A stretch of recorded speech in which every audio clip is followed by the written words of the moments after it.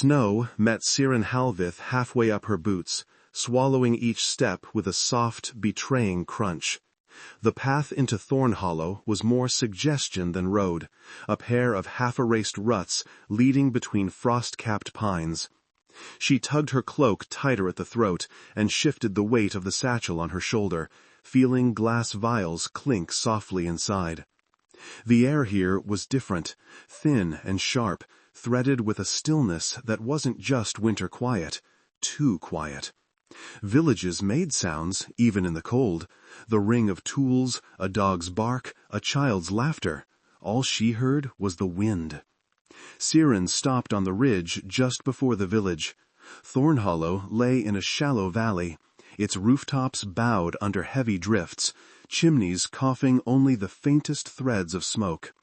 The fields surrounding it were nothing but pale, brittle stalks trapped in ice. "This is wrong," she murmured to no one. Winter had come early to the north, she'd been told.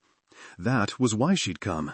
Frost bloom petals only formed under deep, abiding cold, and she needed them for her thesis on soul-stabilizing remedies. A month's travel from the academy, she'd thought the trek worthwhile. Now she wondered if the petals would be the least important thing she found here. She stepped down into the valley, boots squeaking on the hard crust. A wooden sign sagged at the edge of the village, its carved letters rhymed with ice. Thornhollow. The paint beneath was old, cracked where time and weather had gnawed at it. Seren pushed back her hood as she crossed the first narrow lane, if only to prove to herself that she wasn't afraid. Her dark hair immediately snagged the wind, lashing cold against her cheeks. Most shutters were barred. A few doorways were banked high with snow. She saw no one. "This is a bad idea," she told the wind, "but I've come too far to turn back." She chose the largest building, a hall with double doors and frost-clouded windows, and mounted the short steps, knocking with a gloved fist. For a moment she thought no one would answer. Then came the scrape of a bolt, and one door creaked inward. A woman filled the frame, tall and broad-shouldered, with pale hair braided down her back, and grief carved into the lines around her eyes. She held a spear in one hand, as if it were an extension of her arm. "We're not taking in travelers," the woman said. Her voice had the rasp of tiredness that had gone on too long. "Turn back before the next storm." "That would be easier if I hadn't just walked a week through the last one," Seren replied, breath fogging between them. "I'm Seren Halveth from the Aeris Academy. I'm here to collect frostbloom petals." The woman's gaze sharpened. Academy. Mage, then. "Necromancer," Seren corrected automatically, then braced herself for the usual flinch, the shuffle away, the door closing. It didn't come. The woman's grip on the spear only tightened. "We don't have frostblooms." She stepped fully into the doorway now, the hall's dim light outlining the worn fur on her shoulders. "We barely have grain. You're late, necromancer. Winter's been sitting on us since harvest." "That's not how seasons work," Seren said before she could stop herself. The woman's mouth twitched, though Seren couldn't tell if it was humor or bitterness. "Tell that to the sky. I'm Era Thornwell. I lead what's left of Thornhollow. If you're asking for lodging, we've none to spare." Her gaze swept over Seren's satchel. "If you're asking for work, we might have too much." A door at the far end of the lane opened just then, and a boy stumbled out, coughing hard enough that each breath seemed to tear at him. A man followed quickly, wrapping a threadbare cloak around the boy's shoulders. "Inside, Talon," the man urged. "You can't be out in this cold." "But, Papa, I heard voices." The man looked up, saw Seren, and froze. His eyes went from her face to the faint sigil stitched at her collar. A simple circle around a stylized bone, the Academy's mark for a licensed necromancer. He flinched. Seren lifted her hands, palms open. "I'm not here to raise armies from the grave." "No," Aeris said dryly. "If you were, you've come to the wrong village. We don't even have enough living." The boy's coughing fit subsided into ragged breaths. His thin shoulders shook. How long has he been sick? Era shot her a look, measuring. Long enough, she said. We've poultices and hot broth. That's what we can spare. Magic doesn't seem eager to listen these days. Magic always listens, Seren said softly. It just doesn't always say yes. Her fingers itched with the urge to examine the boy, to reach for the threads of his soul, but she held back. Thornhollow was on edge. Barging in with a stranger's power would only make things worse. I won't take your food, she said. I have my own supplies. And if you can offer a patch of floor and a place to put my pot, I can offer what I know in return. I'm not just here for petals anymore. Era looked past her, to the empty road, the endless white beyond. Perhaps she weighed the cost of another mouth against the slender hope of help. Finally, she stepped back. One night, she said. After that, we talk again.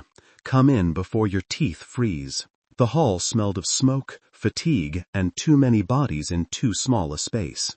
A long central hearth struggled to push back the cold, its flames a sullen, low flicker instead of a cheerful blaze. People huddled on benches around it, wrapped in cloaks and blankets, eyes hollow. Conversation stuttered as Seren stepped inside. A few made warding signs with their fingers. Others simply stared. Everyone, Aeris said, planting the butt of her spear on the floor. This is Seren Halveth, a necromancer from the south. She's here for our flowers and claims she might be of help. A rumble moved through the room. Distrust, hope, fear. Why necromancy? An older woman near the hearth demanded. We asked the river temple for a healer. They said their priests were all needed elsewhere. So instead, we get a bone witch? Seren swallowed the familiar prickle of irritation. Because death and life are closer than most mages like to admit, she said, balancing her satchel against her hip. And someone has to mind the space between. I don't reanimate corpses. I stabilize souls. There's a difference. A difference that keeps our dead in their graves? The woman pressed. Yes, Seren said quietly, it does.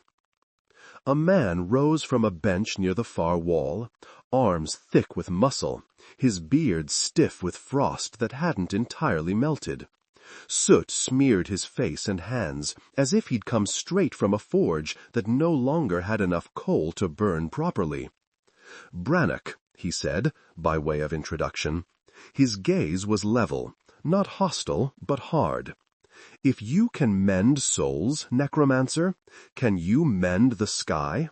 Can you tell winter it's overstayed its welcome? Brannock, Ira warned. Seren met his eyes. If I could mend the sky, I'd charge more than a pallet on a floor, she said. But I can look and see what's wrong. Something is off. Seasons don't tangle themselves like this. You sound like the old stories, a boy muttered from the corner. The ones about how we angered the Winter Queen. A chill slid down Seren's spine that had nothing to do with the air. Stories, she said, nothing more. Stories kept us alive longer than most, the older woman said. We had a pact once, with a frost spirit who guarded these hills. Winters were kinder then. But he's gone, and she's forgotten us, and now we have only hunger and the wind. Seren's mind caught on two words, frost spirit. Frostbloom petals only formed where such spirits walked. If Thornhollow had once had one... Ira took a step forward, intercepting the restless talk. Enough for today, she said. We'll not drown our guest in ghosts and grievances. Seren, there's space in the back room. You'll sleep by the wall. Brannock will bring you water. Seren nodded, grateful for the reprieve. As she followed Ira toward the back of the hall, the boy who'd spoken about the queen whispered, just loud enough for her to catch. Maybe she's come to steal what's left of our dead. Seren's hand tightened on her satchel strap, the familiar weight surrounding her. She'd heard worse. It still stung. In the small room off the main hall, she set her satchel down and flexed her chilled fingers. Through a tiny window, she could see the sky, a low, unbroken sheet of cloud, heavy with promise, not of snow, of something waiting. That night, the storm came. Seren woke to the sound of the world breaking. At first, it was only a tremor under her thin palate, as if some giant hand had shaken the valley. Then came the roar, deep, rolling, too steady to be thunder. She bolted upright, hair tangled, heart tripping against her ribs. The hall beyond the little room was already alive with movement, shouts, footsteps, the scrape of benches dragged aside. "What is it?" she called, stumbling out into the main room. "The eastern slope," Aeris shouted over the gathering din, shoving her arms into her coat. "Brannock says the snow's finally given. Avalanche!" Seren's blood went cold. "The houses!" "Some built too close," Aeris said grimly. "We warned them. Warnings don't hold roofs up." She jerked her chin toward the door. "If you can walk, you're coming. We'll dig with hands if we must." Seren didn't hesitate. She grabbed her satchel, slinging it over her shoulder, and followed the rush of people into the knife-edged air. The sky was a faint gray smear, just enough light to see by. The eastern slope loomed beyond the village, a white wall that now looked wrong. A jagged, broken scar cut across it, where the snow had torn free and thundered down. Where houses had been, there was now a twisted, chaotic heap of snow, shattered wood, and stone. Seren's throat closed. "Spread out," Brannock bellowed, already knee-deep in the wreckage. "Listen for voices. Don't waste time on what's clearly gone." His pragmatism was brutal, but he was right. You couldn't move the mountain, only what it had broken. Seren scrambled forward, hands plunging into the snow. It was not soft. It was packed hard as stone, clinging to splinters and broken beams. The cold bit through her gloves, numbing her fingers almost at once. She worked anyway. Voices rose all around, cries for family members, shouted instructions, breathless curses. Somewhere a child wailed, and that sound drove everyone harder. Seren forced herself to move methodically. Panic wasted motion. She knew that from the academy drills. She closed her eyes for a moment, focusing inward on the river of her own soul, feeling for the threads of other lives nearby. The magic was sluggish, as if the cold had thickened it, but it was there. She whispered a focusing word, more breath than sound, and pushed her senses outward. Pain. Fear. One fading spark. Very close. "There," she said, hoarse. "Someone. Right under." Brannock was already beside her, his hands like shovels. Together they clawed at the mound until their fingers brushed cloth, then skin. A woman's face emerged, pale against the snow, lips blue. She coughed weakly as air reached her. "Easy," Seren murmured, helping clear her mouth and chest. "You're all right now." Brannock pulled her free in one smooth motion, handing her off to others for warmth and care. "How'd you know where to dig?" he demanded, not unkindly. Seren didn't look up from the snow she was already feeling through again. "I told you, I work with souls." He gave a short, rough laugh. "I'll not complain if that gets more of ours breathing." Time blurred. Seren dug and sensed and dug again until her arms shook and her breath tore in her lungs. They found 3 more alive, 4 beyond help.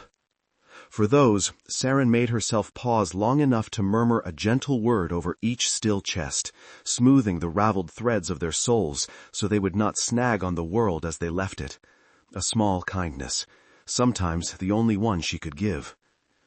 At last, when her magic was a dull ache behind her eyes and the villagers moved with the jerky motions of the nearly spent, Aeris called a halt. "We've done what we can for now," she said, voice frayed.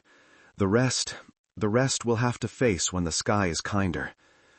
It didn't feel right to walk away from the mound of snow and splintered wood that still might hold secrets, but there was a limit to what human bodies could do in a single morning. Seren straightened, forcing her cramped spine to uncoil. As she did, a shiver passed over her, not from cold, but something else. A prickling at the nape of her neck, like the moment before lightning struck. She looked up at the slope. For the briefest second, she saw something glint in the fractured face of the mountain. Not ice, not rock, a shard of pale blue light buried deep. She blinked. It was gone. Seren, Ira's hand landed on her arm. You look like you've seen a ghost. Perhaps I have, Seren said slowly, or something close. Come back to the hall, Ira said. You're swaying like a reed. We'll need you for the injured. Seren nodded, but her thoughts stayed on that glint in the snow, the way it had felt, like the echo of a voice too distant to hear. That night, when the exhausted village slept uneasily in the hall, Seren did not lie down. Bruises bloomed along her arms, and her magic throbbed with overuse, but she couldn't shake the memory of that buried light. Frost spirits walked where frost blooms grew. If Thornhollow had once had a guardian, and if the avalanche had exposed something. She found Brannock by the embers of the dying fire, rubbing oil into a cracked hammer haft. Shadows emphasized the hollows under his eyes. You should be sleeping, he said without looking up. So should you, she replied. I need a pick, a lantern, and directions to the place we dug today. He finally lifted his gaze to hers. You've lost your mind, necromancer. The slope will be unstable. The moon's barely out, and you can't stand without leaning on the wall. I'll sit down later, she said. Right now, there's something up there. Something that might explain why your winter won't end. In a pile of snow. His voice held more weary exasperation than mockery. In the mountain, Seren said quietly. I felt it, like a residue. Frost spirits leave traces. So do pacts. If I can find that, she spread her hands, maybe I can help you more than just digging bodies out of snowdrifts. Brannock studied her for a long moment. And if what you find is worse? Then better we know than stumble blind. He snorted softly. Ira will tie us both to a bench if she wakes and finds you gone. I'll leave a note, Seren said. He shook his head, a reluctant smile tugging at one corner of his mouth. Your trouble. I knew it the moment you stepped through that door. He stood, setting the hammer aside. I'll get you your pick, but if the slope so much as groans, we run. Agreed? Agreed, she said. They left the hall quietly. The night air slapped Seren's face, clearing some of the fog from her mind. The snow underfoot glittered faintly under a veiled moon, the world reduced to shades of blue and silver. The avalanche site looked different in the dark, less a disaster, more a wound. The mass of churned snow and broken beams cast long, jagged shadows. We cleared this section, Brannock murmured, gesturing to the lower side. You said you saw something higher up. Seren nodded, climbing carefully along the tilted remains of a collapsed roof. Her boots slipped once, and Brannock's hand shot out to steady her. Slow, necromancer. Dead, you won't be much use. She huffed a breath that might, on a kinder night, have been a laugh. Give me light. He lifted the lantern, its small flame pushing a circle of gold into the blue. Seren narrowed her eyes, scanning the exposed face of the slope. At first, there was nothing but ice and packed snow and stone. Then, as the lantern shifted, she saw it again. A gleam, deep in a narrow fissure where the avalanche had ripped away the outer layer of snow. Not reflective like ice, soft, steady, a buried star. There, she said, pointing. Brannock followed her gesture. Could be just a vein of ice catching the light. It's not, Seren whispered. The hair on her arms prickled beneath her sleeves. I can feel it. She knelt as close as she dared to the fissure and set her gloved hand against the snow, closing her eyes. She drew a shallow breath, summoning the last thin threads of her magic, and sent them probing into the cold. Something stirred. It was faint, so faint she might have missed it if she hadn't been looking, but it was there. A presence, brittle and distant, steeped in frost and old sorrow. Not alive, not dead, dormant. By all the graves, Seren breathed. Who? Brannock demanded. Not who. What? Seren opened her eyes, heart pounding. Your village is missing guardian. He stared at the fissure, then at her. You're telling me there's a frost spirit in our hillside? I'm telling you there's a core, a fragment. Seren's mind raced. He must have died when the pact broke. The avalanche shook his resting place loose. Brannock shifted his grip on the lantern.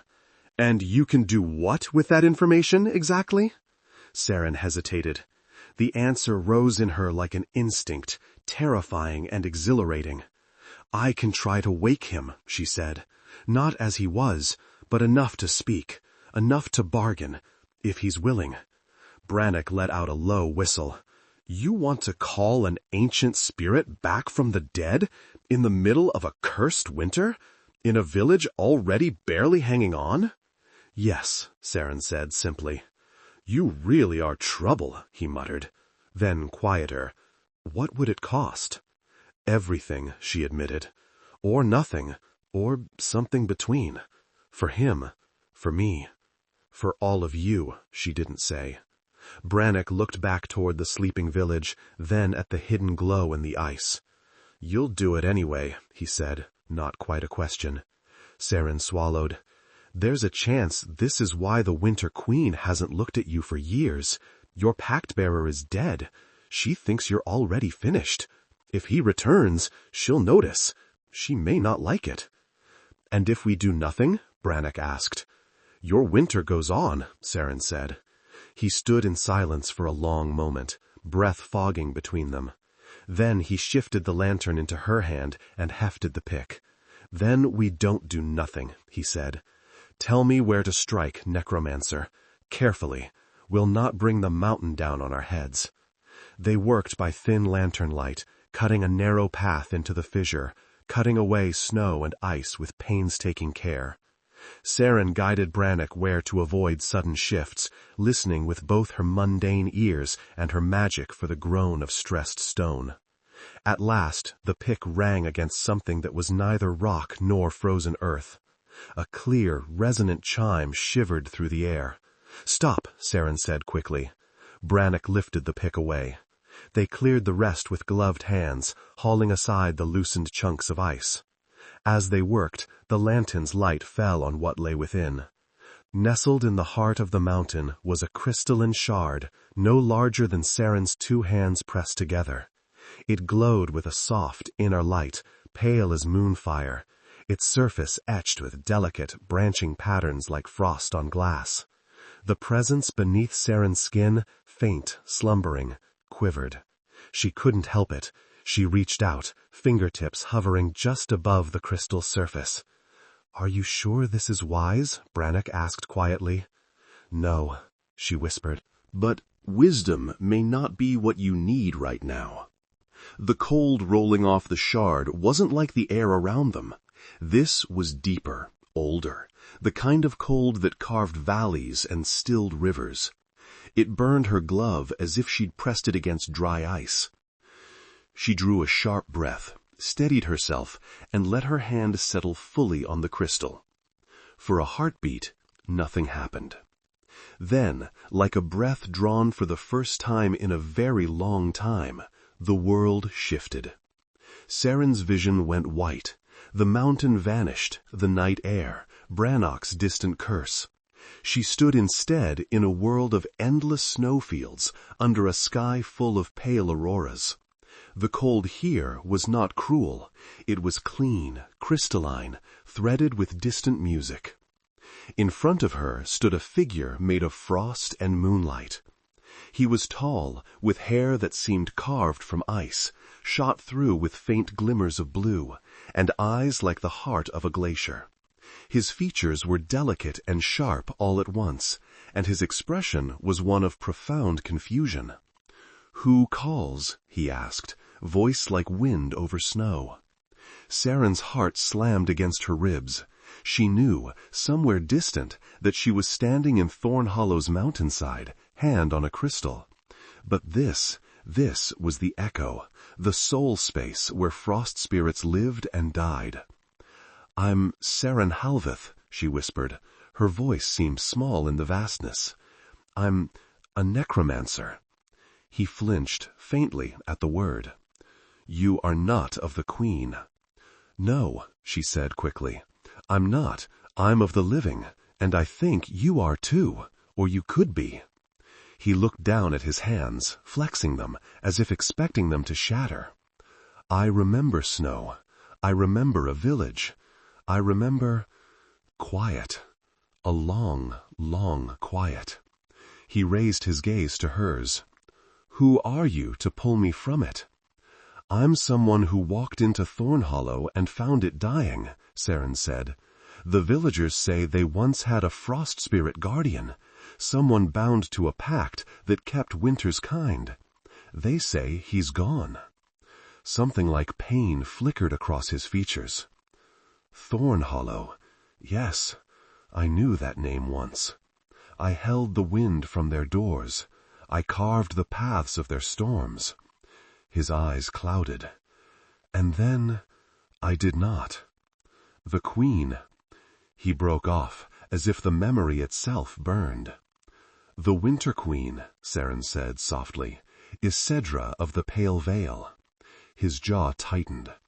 "She does not permit what she does not own. Thornhollow would not bend to her in full. I stood between them. That was not tolerated." "You died," Seren said, with gentle certainty. "Yes," he answered, and the word was oddly peaceful. "I fell into quiet.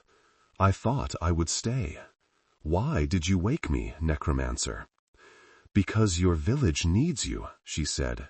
"Because your queen has abandoned them to a winter that does not end. Because I think the world is broken here, and you are part of the way to mend it." "Because I could." She hesitated, then added more quietly, "And because I don't like leaving souls half undone." He watched her for a long time, auroras shifting in the ice of his eyes. "To wake a frost spirit from death is no small thing," he said. "Our cores are bound to snow and storm. There will be entanglements." "I know," Seren said, though she didn't, not fully. "I can't call you back without a tether. The crystal in the mountain, that's your core. It's cracked. Your connection to this world is fragile. If I anchor you, it will not be to this village. That's too diffuse, too weak." He tilted his head. "Then to what?" She swallowed. "To me," she said. "To my soul. It's the only stable vessel I can guarantee. It would mean a bond, shared, resonance, shared risks." "And you would do this?" he said slowly. "For strangers sheltered in wooden houses you've just met? For a village that has not yet decided if it trusts you?" "Yes," Seren said. "Because they're not the only strangers in this equation. You are too. And you don't sound like you deserved what happened." The corner of his mouth twitched, the faintest hint of something like wry amusement. "You speak as if death were a misfiled ledger?" "Sometimes it is," she said, "and I hate untidy books." He laughed then, a soft, startled sound. "Very well, Seren Halveth," he said. "Bind me. But know this. If you anchor me to your soul, our fates will not be easily untangled. Every breath you take will be brushed by frost. Every spell you cast will feel my echo. And the Queen," his eyes hardened, "she will feel me stir. She will not be pleased." "I've never made a queen happy in my life," Seren said, though her chest tightened. "There's a first time for everything." "Or a last," he murmured. He stepped closer, the world of snow and auroras narrowing until he was the only thing in it. "I am Aeris Vandel," he said, "once guardian of Thornhollow. Will you share your breath, necromancer, and call me back to it?" Seren's heart pounded. This was the hinge on which everything would turn. Her work, her safety, perhaps Thornhollow's fate. Her teachers at the academy would call this reckless, arrogant, unsanctioned. But her teachers were not here. The villagers were. The endless winter was. And so was he. "I will," she said. She reached out. Their hands met, her warm, his cold, and the world shattered like glass. Seren slammed back into her body with the force of a fall. Her knees buckled. Only Brannoc's quick reflexes kept her from pitching face first into the snow. The crystal burned under her palm, its light flaring, fanning out into the fissure in blinding rays. "What did you do?" Brannock shouted over the sudden keening wind that rose without warning. Seren couldn't answer. Her breath came in ragged gasps, frost crystallizing in the air in front of her face. Something surged through her veins, a wild, biting cold that wasn't hers, slamming against the edges of her soul like a storm-tossed sea. "Steady," she thought, teeth chattering. "Steady." She pulled on everything she knew, the techniques for guiding a soul into a body, the rituals for stitching frayed threads, the quiet words she'd whispered over 100 deathbeds. Only this time, the soul was not drifting away from flesh. It was hurtling toward her. Magic exploded outward, visible even to mundane eyes as a halo of pale blue that illuminated the mountainside. Snowflakes hung in the air as if time itself had slowed. And then, with a sound like ice cracking on a river, the light drew inward. It coalesced just in front of Seren, gathering, folding in on itself. The cold intensified. Her breath hitched. A figure stepped out of the fading glare. He looked as he had in the soul space, tall, pale, hair like carved ice, eyes the color of deep glacier light. But here, in the mortal night, he was not entirely solid. Frost threaded his edges, his form half mist, half crystal, flickering with faint internal light. He looked at his hands, flexing translucent fingers, then raised his gaze to Seren. "You did it," he said, voice a soft shock in the stillness. "We are bound." Seren swallowed hard. She could feel him, not just in the air, but inside her, like a second heartbeat out of rhythm with her own. "Apparently," she managed. Brannock made a sound that might have been a prayer or a curse. "By the forge," he whispered. Aeris turned his head slowly, taking in the shattered slope, the sleeping village beyond, the two figures in the snow. "Thornhollow," he said, and something in his voice broke. "It's still here." "Barely," Brannock muttered. Aeris's gaze returned to Seren. For a moment they simply looked at each other, mage and spirit, breath and frost, linked by threads neither had fully agreed to, yet both had chosen. "I warned you of the Queen," he said. Seren nodded, feeling the distant ripple of something vast and cold in the far north, like a sleeping beast stirred. "She knows," Aeris said. His eyes for the first time held fear. "She felt me rise." Seren tightened her numb fingers into fists. "Good," she said, though her voice shook. "Then we won't have to waste time wondering when she'll notice." Aeris huffed a soft, incredulous laugh, as if he wasn't sure whether to be impressed or alarmed. "Very well, Seren Halveth," he said. "Let us see if a necromancer and a half-broken frost spirit can keep a village alive long enough to regret this decision." Their eyes met, the wind curling around them like a promise. Far to the north, beyond mountains and storm, something ancient and jealous opened its eyes.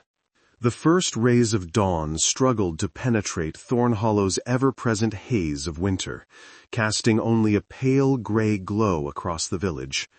Seren felt each thin beam like a needle, her senses sharpened and strained by the soul thread connecting her to Aeris. Every shift of his attention brushed the edges of her awareness like drifting snow. She hadn't slept. Aeris hadn't either, though she wasn't sure a frost spirit truly slept. He stood outside the hall as if he had been carved from the dawn itself, his form half solid, cold mist curling around him. The villagers who rose for morning chores paused at the sight, staring with wide, fearful eyes. Brannock stood beside him, arms crossed, jaw set. "You'll scare them stiff if you stand like that." Aeris blinked, head tilting slightly. "I am simply standing?" "Yes, exactly," Brannock said, "which is the problem." Seren approached, rubbing her hands together to restore warmth. At her arrival, Aeris's attention flicked toward her, faint as a whisper in her mind, curiosity wrapped in frost. She ignored the flutter in her chest. "We need to talk," she said softly. Brannock snorted. "We all do." Ira emerged from the hall then, hair sleep-mussed but eyes sharp as ever. When she saw Aeris, she stopped short.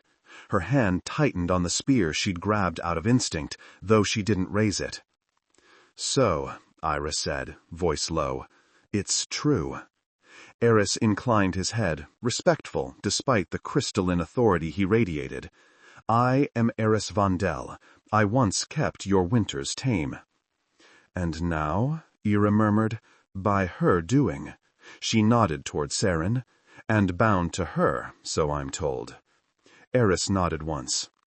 Ira exhaled slowly. "Then we move forward with caution and purpose. Thornhollow does not have the luxury of fear. If this spirit can help us, we'll accept it. For now." Seren appreciated the honesty. Aeris did too. Seren felt the faint, cool ripple of it through the bond. "I will help however I can," Aeris said. "Your village suffers under a winter that is not natural." "Tell us something we don't know," Brannock muttered. Aeris's expression shifted, growing solemn. "It is not natural, because it was made. Winter can be shaped, bent, forced." Ira frowned. "By the queen?" "Yes," Aeris said, "but she usually does not bother with mortals, unless provoked." Seren's stomach twisted. "Because you're alive again?" "No," Aeris replied slowly. "Because I died." Silence fell like a snowfall, soft, heavy, suffocating. "You said the pact broke," Seren murmured. "It was torn," Aeris corrected. "The queen wanted Thornhollow's full submission. I stood between her and that demand, and for that she shattered my core." Seren felt the echo of that pain, like ice fracturing under too much weight. She swallowed against the sensation. Ira looked away, her jaw clenched. "So she punished us for refusing a tyrant?" "She punished you for having me," Aeris said quietly. A gust of wind swept the street then, unnatural in its sudden bite. Snow flurried upward, swirling around Aeris's feet as if recognizing its lost master. Seren stepped closer. The bond hummed, cold and sharp. Aeris looked at her, and for a moment there was something fragile in his expression, something that said he knew she felt every flicker of his instability. "You're fading," she whispered. "Not fading," he said. "Adjusting. I have not walked the mortal plane in decades. Your soul anchors me, but only barely." "What would strengthen it?" Aeris asked. Aeris hesitated. "Time, stability, shared magic." Seren blinked. "Shared? You gave me a portion of your resonance to bridge the divide. To remain here, I must draw from it until my core fully reforms, which means we must cast together, often." "I'm not sure casting anything right now is wise," Seren said. "My magic feels She groped for a word. Aeris supplied one. Echoed. The villagers stared, murmuring uneasily. Brannock scratched his beard. If your magic's tied together, does that mean if one of you trips over your own spell work, the other goes down too? In essence, Aeris said calmly. Fantastic! You chose this, Brannock reminded her. Before she could respond, the wind shifted, sharp, violent, unnatural. A scream pierced the air. Seren spun toward the western fields. A figure staggered through the drifts. A young man, half running, half falling. Frost clung to his cloak in spiked patterns that resembled shards of glass. Ira raced toward him. What happened? Wraith, he gasped, collapsing into her grip. Something in the fields, cold, hungry. Aeris's body went rigid. She has sent a harrow wraith. Seren felt the truth of it spill through the bond. Dark, gnawing cold, a creature born from corrupted frost. What's a harrow wraith? Brannock asked, already grabbing his axe. A fragment of the Queen's will, Aeris said. A weapon used to scour those who defy her. It devours warmth, hope, breath. If it has reached your fields, then she knows exactly where I am. Seren's pulse quickened. Then we have to stop it. Aeris nodded. We must do so together. Ira straightened, already shouting orders to rouse the rest of the village. Go, we'll keep people inside. Seren followed Aeris and Brannock toward the western edge of Thornhollow, each breath stinging with the cold of something fundamentally wrong. Through the bond, Aeris's focus sharpened, every obstacle mapped, every danger sensed. But beneath that power flickered something else. Hesitation. "You're afraid," Seren murmured as they crested the last ridge before the fields. Aeris didn't deny it. "I have not fought since the day I died, and wraiths do not tire." "We're not alone," she reminded him. He turned his head the barest fraction. "No, I am not." The bond warmed for an instant, not heat, but the emotional equivalent of a hand brushing hers. Then they saw the creature. It hovered above the snow, a twisted silhouette of frost and shadow, its shape ever shifting. Its face was a hollow mask of ice, with no eyes, no mouth, only a jagged opening where a scream might have once been. Frost spread beneath it in spiderweb patterns, killing everything it touched. Brannock swore under his breath. Aeris lifted a hand, frost spiraling from his fingers. Seren felt the magic stirring in his core, and in hers, called forward by the bond. "Cast with me," Aeris said, voice low.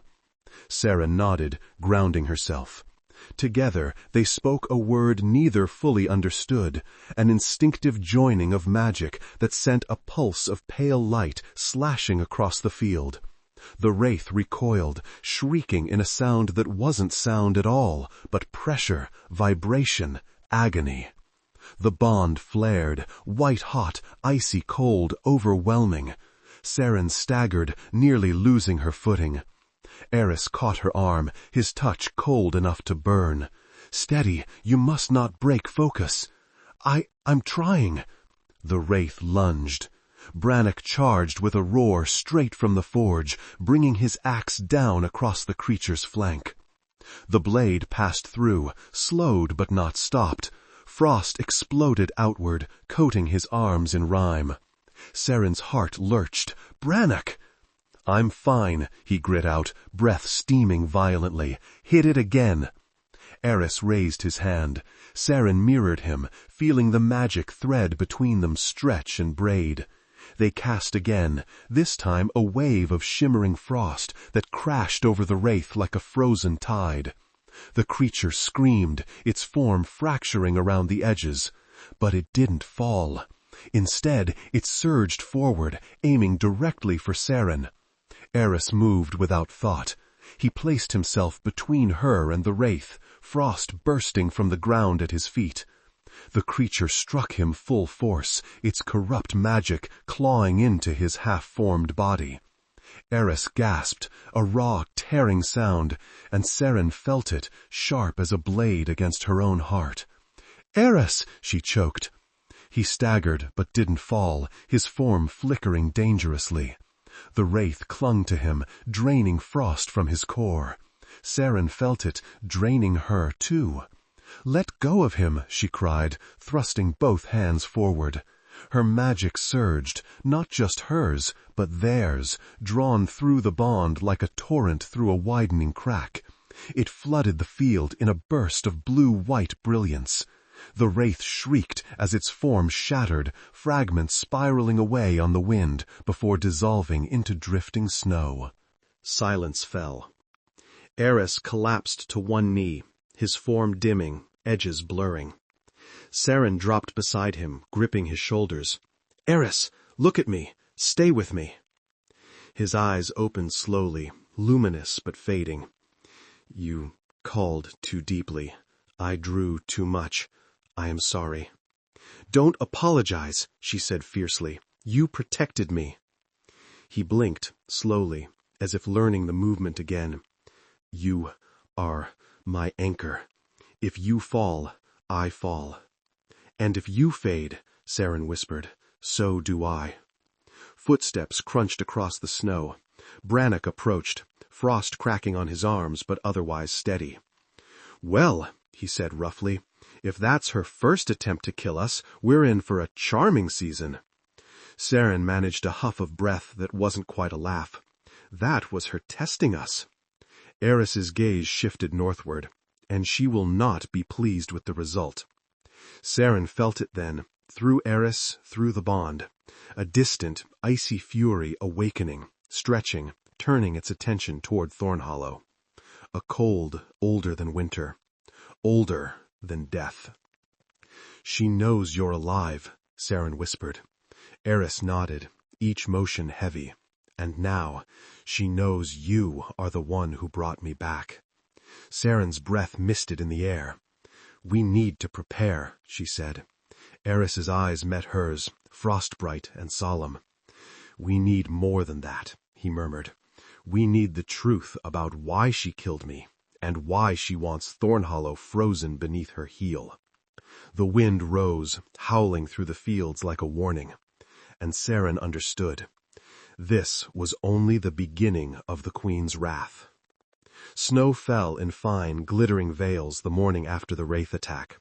Soft, deceptively gentle, settling over Thornhollow as if the world wished to hide the scars left behind. But serenity was only an illusion. Beneath the surface, the village trembled with unease. Seren felt it in the hallways, in the tightness of voices, in the way people stared at Aeris when they thought he wasn't looking. They weren't afraid of him exactly. They were afraid of what he represented. Change, danger, a queen whose attention none of them wanted. Seren felt the worry in Aeris too, threaded through their bond like a faint, steady pulse of cold. He hid it well, but emotions didn't stay hidden when two souls were tethered. Brannock slammed another log onto the hearth, sparks rising from the dull fire. "We need defenses," he said, tone hard. "Wraiths don't just wander off. There'll be more." Ira nodded. "Aeris, what can you sense?" Aeris stood near the frost-coated window, his form more solid today, but edged with faint shimmers. Snowflakes spiraled gently around him, as if drawn to his presence. "She tests the boundaries," he said, voice quiet but resonant. "Her power presses against the edges of this valley. She's searching for weaknesses. And she'll find plenty," Brannock muttered. Seren leaned forward, fingers curled around a warm mug. "How long before she sends something stronger?" "Not long," Aeris replied. "A harrow wraith is merely a scout. If it dies, she learns." Seren's stomach knotted. "Then she knows you're truly alive. And that you're the reason," he said softly. Their eyes met. For a moment she felt something gentle beneath the worry, a fleeting warmth, like sunlight through ice. But it vanished as quickly as it came. Ira stepped toward them, every bit the leader. "We need information. Aeris, you said you stood between Thornhollow and the Queen before your death. Why? What did she want from us?" Aeris hesitated. Seren felt it like a chill running down the bond. She wanted more than a pact, Aeris said finally. She wanted dominion, full submission of the village, the right to claim the souls of the newly dead to strengthen her power. I refused. Brannock straightened. She wanted what our ancestors denied her. Yes, Aeris murmured. Your village remained the last holdout in the northern range, a place where winter was allowed but not commanded, and I protected that balance. What broke it? Seren asked. Aeris's jaw tightened. I underestimated her anger. She struck at my core during a storm. I shattered. Thornhollow lost its guardian and its shield. So she killed you, Seren breathed. No, Aeris said, shaking his head. She unmade me. There is a difference. His voice carried ancient grief, sharp as a blade. Seren's heart ached with it, his pain echoing through their bond like cracking ice. She reached instinctively to steady the turbulence she felt rising from him, offering calm through their shared thread. Aeris blinked, startled by the connection, then quietly accepted it, his presence easing. Ira exhaled slowly. If she wants dominion, then she won't stop until Thornhollow bends. Or burns, Brannock said grimly. Seren set her mug aside. Then we look for leverage. Aeris, there must be something she fears. Aeris looked at her for a long moment, snowlight flickering in his eyes. She fears loss, of power, of control, of anything she believes belongs to her. So the village defying her threatens her, Seren said. And you. You revived a frost spirit without her blessing. You did what she considers impossible and forbidden. That alone is a challenge she cannot ignore. Seren felt the truth of that settle deep inside her. It was a strange mix of dread and resolve. Then we need answers, she said, real ones, not just memories. Aeris hesitated again, then spoke reluctantly. There is a place where frost spirits kept their memories before she claimed them. A sanctuary hidden in the northern pines. If any knowledge survived her purge, it will be there. Brannock raised his brows. And let me guess, she occupied it? Destroyed it, Aeris corrected. Or thought she did. But spirit sanctuaries do not die easily. They sleep, like I did. Seren stood. Then we go. Ira immediately shook her head. Absolutely not. You're our only mage strong enough to fight if something comes while you're gone. And Aeris is the only one who can find the sanctuary, Seren countered. We can't defend Thornhollow blindly. If we want to stop the queen, we need knowledge, weapons, truth. Aeris looked at her with something like quiet approval.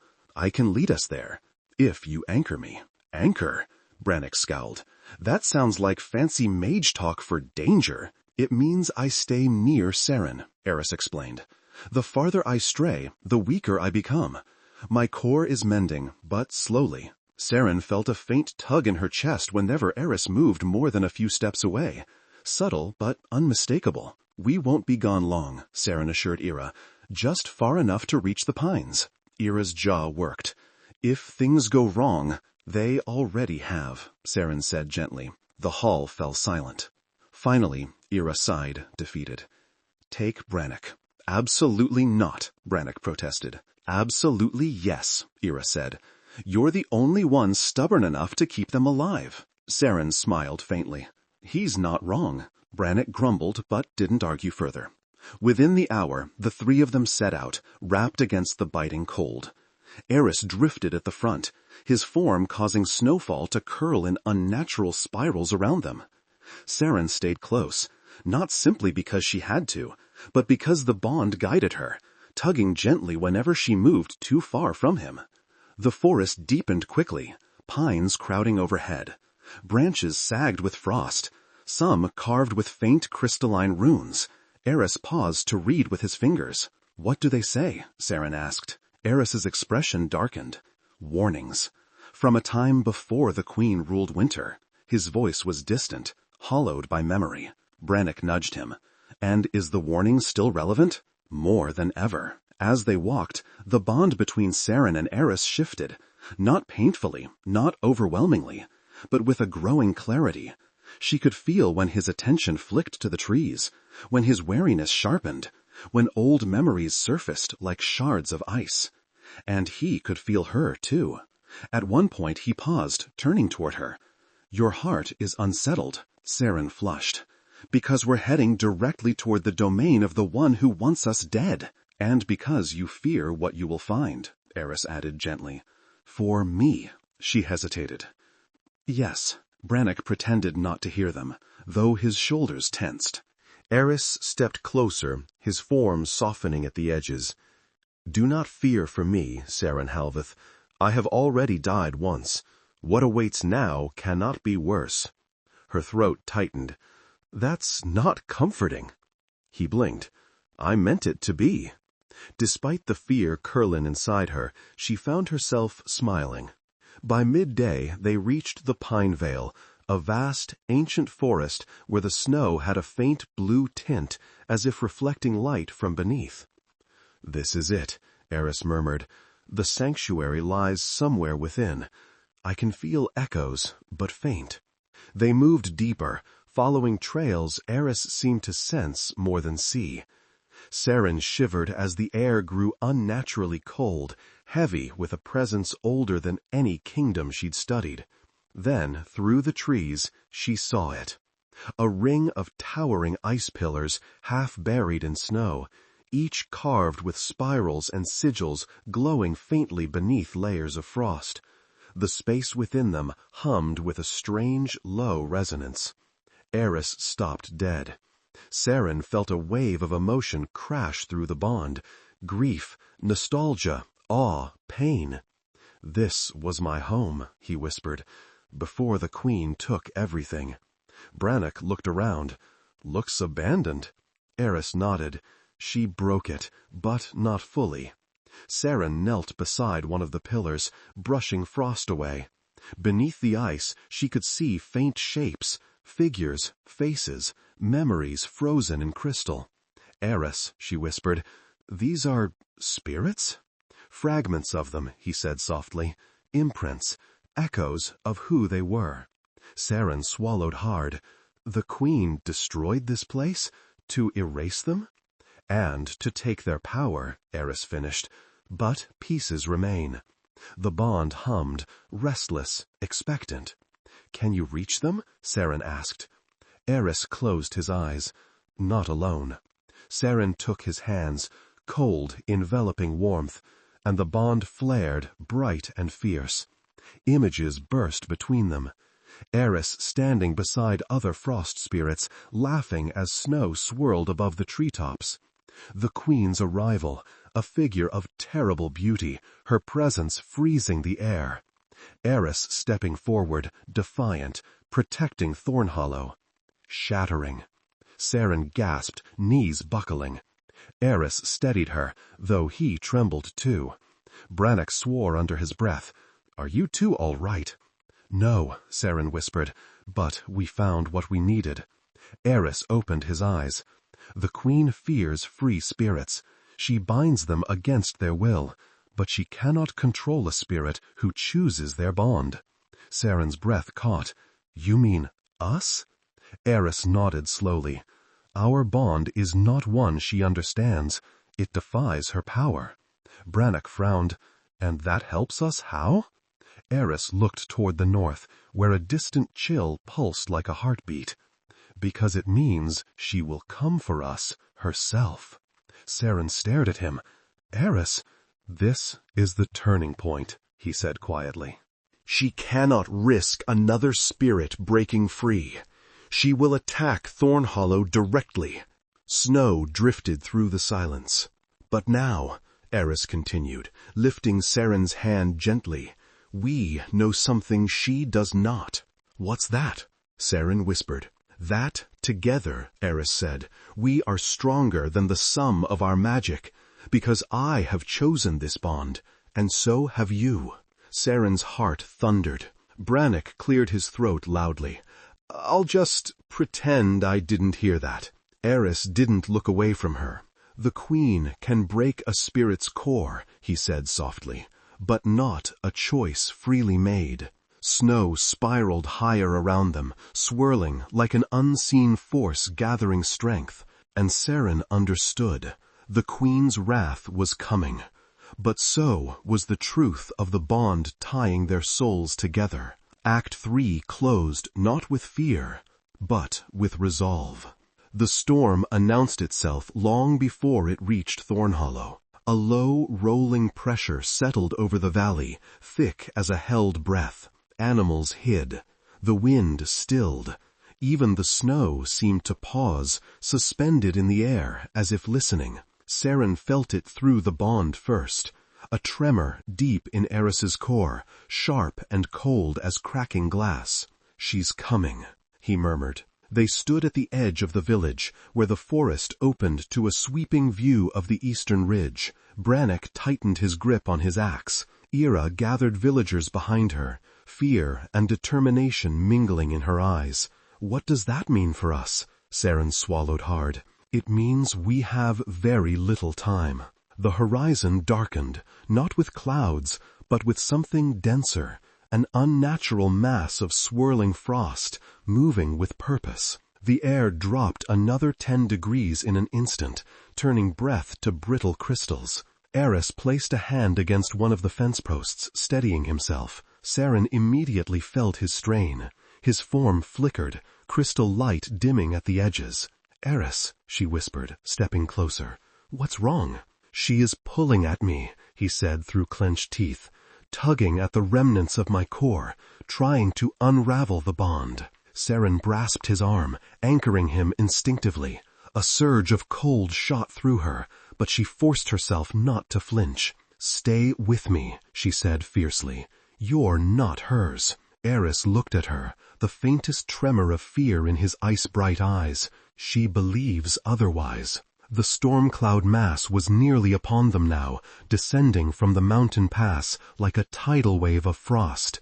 Ira stepped forward. "Seren, Aeris, is there anything we can do? Anything to prepare?" Seren opened her mouth, but Aeris spoke first, his voice heavy with certainty. "Run." Ira blinked. "Run?" "The queen does not strike gently. She will tear apart anything in her path." "Mortals cannot fight her power." Ira squared her shoulders. "We are not abandoning Thornhollow." "And she will destroy you for that pride," Aeris said quietly. Brannock stepped beside Ira, planting his boots in the snow. "Then she'll have to go through us." Aeris looked at them with something like grief, but also admiration. Seren touched his arm again. "They won't leave," she murmured. "But we can shield them long enough to survive." Aeris hesitated, pain flickering through the bond. "If I stand against her openly, she could tear my soul apart." Seren's heartbeat quickened. Fear for him rose like a tide. "Then I'll stand with you," she said. He looked at her sharply. "Seren, you're not facing her alone," she insisted. "This bond was my choice, our choice. It means something. Something deeper than either of them had dared say aloud." Aeris's expression softened, an emotion warm enough to melt even him. But before he could speak, the storm hit. The world exploded into white. Wind howled with a voice like 1,000 screams. Frost slammed into the village, ripping tiles from roofs and shattering shutters into splinters. The air grew so cold it scorched. Villagers cried out and scrambled for cover. Seren threw up a ward as fast as she could, an arcing shield of blue light that shuddered under the wrath of the storm. Aeris pressed his palms against it, reinforcing the barrier with tendrils of living frost. For a moment, the wind faltered. And then the Winter Queen arrived.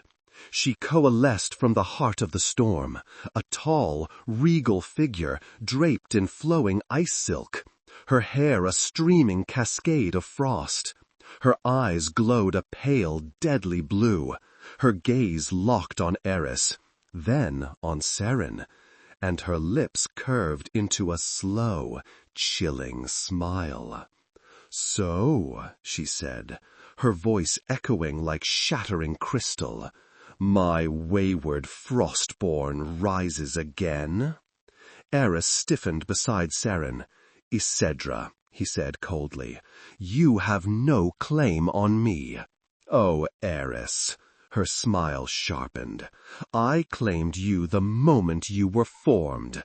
You were mine, my storm, my blade of winter wind. Your death was inconvenient, but it solved the problem of your disobedience." Seren stepped forward. "He was not yours." The Queen's gaze flicked to her, narrowing.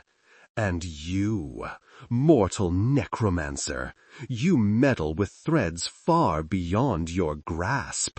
Seren's pulse thundered in her ears. "I repaired what you destroyed. You defied me," frost crackling across the snow at her feet. "And you bound what was mine to your mortal soul." Seren felt Aeris flinch ever so slightly. The bond vibrated with his tension. "He chose the bond," Seren said, "just as I did." The Queen's expression twisted with fury. "Spirits do not choose. They obey." Aeris stepped in front of Seren. "Not any more." The storm surged, a tidal wave of cold and rage crashing toward them. Seren braced, but Aeris grabbed her shoulders. "Together!" he shouted over the roar. Their bond flared open, wide, bright, overwhelming. Seren felt Aeris's power flood into her veins, cold but steady, like the heart of winter beating alongside her own. She poured her magic back into him, weaving life thread with frost thread. They cast a shield unlike anything she had ever made, woven of life, death, frost, and soul. The storm shattered against it, but the force sent both of them stumbling. Aeris faltered. Seren's knees buckled. The Queen laughed, a terrible ringing sound. "You cannot withstand me. Even bound together, you are fragile things." Brannock stormed forward, swinging his axe. Ira threw a spear that whistled through the air. Both weapons froze mid-flight, encased in glittering ice. The Queen didn't even look at them. "You cannot win," she said softly. "Release him, necromancer. Break the bond, and I may let you live." Seren's heart jolted. The bond trembled violently. Aeris's fear, not for himself, but for her. "Seren," he whispered, "if she breaks my core again, I will not return. Leave, please." "No." She gripped his arm, tightening the bond. "We finish this together." "You could die," he said hoarsely. "So could you." His eyes softened, an emotion so fierce and fragile it almost broke her. The Queen lifted her hand again, preparing another strike. Seren acted first. She let go, of fear, of hesitation, of the voice inside warning her she wasn't strong enough. She reached into the bond, fully, utterly, pulling Aeris's essence into alignment with hers. Their souls resonated, weaving tighter, brighter, deeper. Aeris gasped, a sound of shock and something close to awe. "Seren," he breathed, "what are you doing?" "Anchoring you," she whispered, fully. The Queen's eyes widened. "No." Seren cast. Aeris cast with her. Magic exploded upward, a column of brilliant blue and white light shooting into the sky. The storm recoiled, shrinking. The Queen staggered, frost spiraling violently around her, cracking under the force of the spell. "You cannot," she screamed. "Mortals and spirits cannot." But they had. Their souls, intertwined by choice, had become something she could neither predict nor control. The bond flared. Too bright, too strong. Seren cried out as the magic seared through her, threatening to tear her apart. Aeris caught her, holding her steady. "No," he whispered fiercely. "Stay with me. Do not break." She clung to him, trusting him with everything she had. Together, they pushed. The queen reeled, her image flickering. The storm around her fractured, turning into spiraling shards of ice. She let out a vicious, enraged roar. "This is not over," she hissed. "I will return for what is mine." With a crack like thunder, she vanished, the storm collapsing inward and dissolving into drifting snow. Silence fell. Seren swayed, her vision dimming. Aeris held her tightly, his form flickering but whole. The bond thrummed, strained but unbroken. "Seren," he whispered, voice raw. "You risked everything." "So did you," she murmured, leaning into him. Around them, Thornhollow slowly emerged from the frozen stillness. Villagers crept out of hiding. Brannock let out a shaky breath. Ira lowered her spear. Aeris brushed a cold hand against Seren's cheek, hesitant, reverent. "If you had fallen?" "I didn't," she whispered, "because you were with me." Emotion surged through the bond, warm, bright, overwhelming. And for the first time since Aeris had risen from the snow, Seren felt a spark of hope stronger than fear. They had survived, but the war was far from over. Morning came slowly to Thornhollow, as if even the sun hesitated to touch the valley after the Winter Queen's retreat. The storm's remnants hung in the air like faint ghosts, shimmering frost drifting lazily, settling on rooftops and fences in delicate crystalline lace. But the cold was different now. Lighter, natural, a winter that belonged to the land, not to the wrath of a queen. Seren stepped outside the hall, drawing her cloak close. Her legs ached from strain, her magic felt stretched thin, and her soul thread still pulsed with an exhausted thrum. But she was standing, alive, breathing. Aeris stood at the center of the village square, where the last remnants of the queen's unnatural frost had gathered in jagged, glittering shards. He was more solid than before, still translucent at the edges, but no longer flickering. Frost swirled gently around him like drifting feathers. He felt her before she spoke. His head lifted, eyes finding hers instantly, their connection pulling taut with a faint, steady hum. "You're awake," he said softly. "So are you." Seren approached, warmth curling in her chest. "I'm glad." Aeris's lips curved faintly. "You anchored me, more completely than I expected." Seren flushed. "Sorry, that was a moment." "It was more than that," Aeris said gently. "You risked yourself for me, for Thornhollow, for us," she whispered. The bond fluttered with quiet warmth.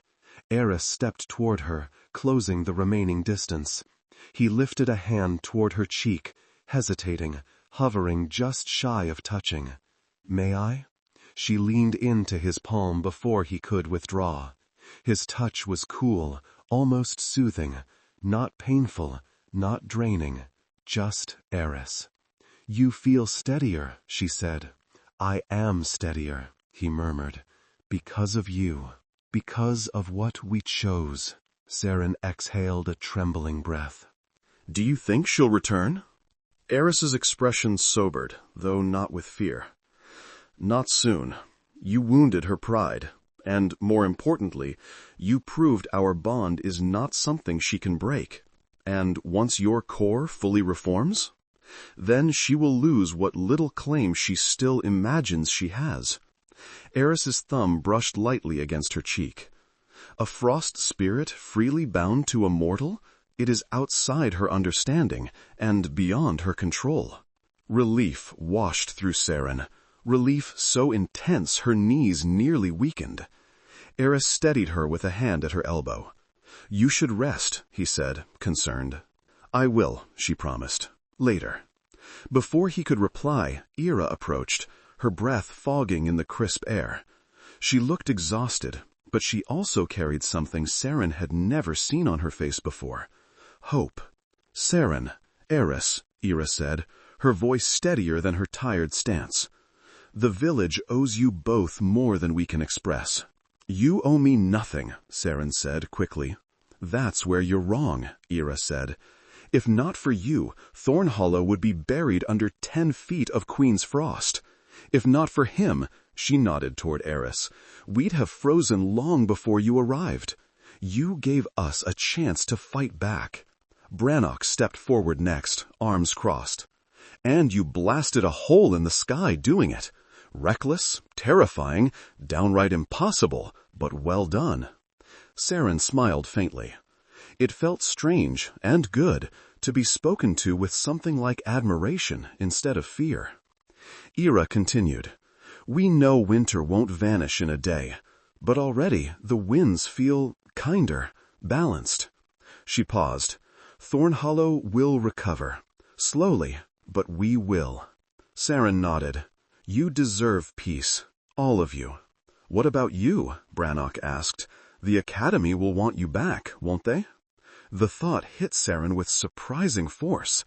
The Academy, her studies, her research, her carefully mapped future. It all felt distant now, like an old dream fading at dawn. She glanced at Aeris. The bond hummed, warm and steady. "I don't know," she said honestly.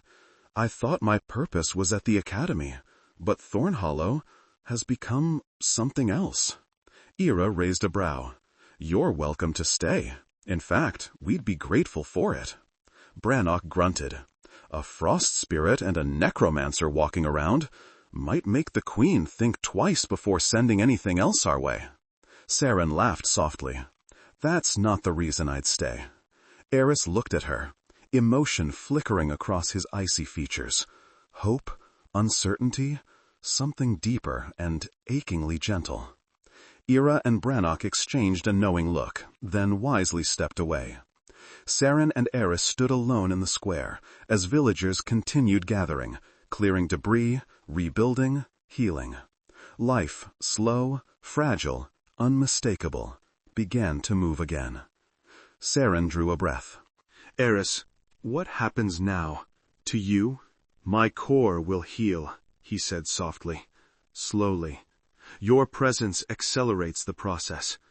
The bond anchors me in a way I have never known." He paused. "I do not think I could, or would want to, separate from you now." Seren's heartbeat quickened. "And you're all right with that?" He stepped closer, close enough that frost from his form touched her cloak. "Seren Halveth, I was alone for so long, silent, fading, and then you reached into the quiet and chose me, not as a relic of winter, not as a weapon, but as someone worth saving." Her breath caught. "I do not know what tomorrow will bring," Aeris continued softly, "but whatever it is, I would face it with you." Seren's heart swelled, warmth spreading through her chest, through the bond, melting the last shards of fear and doubt. "I want that too," she whispered. Aeris's expression softened, a rare and breathtaking smile touching his lips. He lifted her hand, holding it as if it were something precious. "Then we stay," he said, "here, together." Seren leaned into him without hesitation. His cool presence wrapped around her, gentle and steady, and for the first time since arriving in Thornhollow, she felt absolute certainty. They had faced the wrath of a queen. They had survived death, frost, and fear. And now they chose life together. Behind them, the villagers began clearing the wreckage, their voices rising in tired but determined hope. Children laughed again. Fires burned more brightly. The first thaw might still be weeks away, but winter no longer felt eternal. Not with Aeris beside her. Not with the bond glowing warm and sure between their souls. Seren rested her head against his shoulder, and Aeris closed his hand around hers, their fingers interlaced like threads woven by fate. I think Thornhollow is going to be all right, she murmured. Aeris's voice was soft, full of quiet devotion. Because you are here. Seren smiled, content and certain. Frostbitten hearts had thawed at last, and what grew in their place was something stronger than winter, stronger than fear, stronger than death, something chosen, something shared, something that would last.